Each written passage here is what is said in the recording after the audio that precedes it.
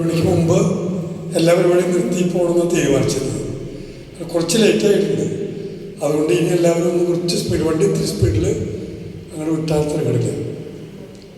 Jamal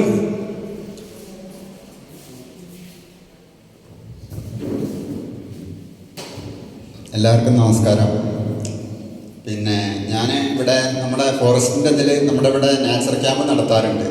ഞങ്ങളൊരു വർഷത്തിലൊരു 100-150 ക്യാമ്പുകൾ ഇവിടെ നമ്മുടെ തത്തേങ്കൽ എന്ന് പറയുന്നൊരു APC ഉണ്ട്, അവിടെ വെച്ച് നമ്മൾ നടത്താറുണ്ട്. അപ്പോൾ നമ്മൾ ക്യാമ്പ് കൂടുതൽ കണ്ടക്ട് ചെയ്യുന്നത് ഇവിടെ ഒരു വൈൽഡ് ലൈഫ് അസിസ്റ്റൻ്റ് ഉണ്ട്, ഷിജു എന്ന് പറയുന്ന സാറ്.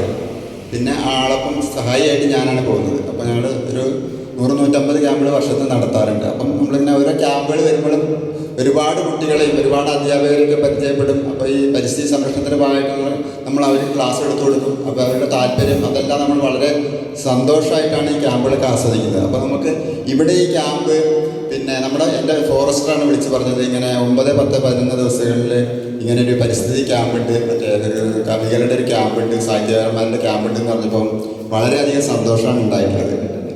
അപ്പോൾ നമ്മൾ ഈ 3 ദിവസം എങ്ങനെ പോയെന്ന് തന്നെ എനിക്കറിയുന്നില്ല. ഒരുപാട് നേരം വൈകിട്ടാണെങ്കിലും അതൊന്നൊരു ബുദ്ധിമുട്ട് ഒന്നും തോന്നിയിട്ടില്ല. വളരെ സന്തോഷത്തോടു കൂടിയാണ് ആസ്വദിച്ചത്.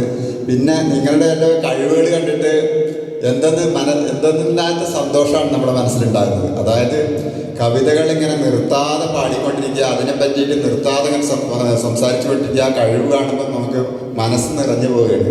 വളരെയധികം സന്തോഷമുണ്ട്. പിന്നെ ഇത്രയധികം ബുദ്ധിമുട്ടി പല ജില്ലകളിൽ നിന്ന് നിങ്ങളിവിടെ എത്തി ഇതുപോലുള്ളൊരു ക്യാമ്പ് സംഘടിപ്പിച്ചതിന് ഒരുപാട് സന്തോഷം. എല്ലാവർക്കും എൻ്റെ അഭിനന്ദനങ്ങൾ.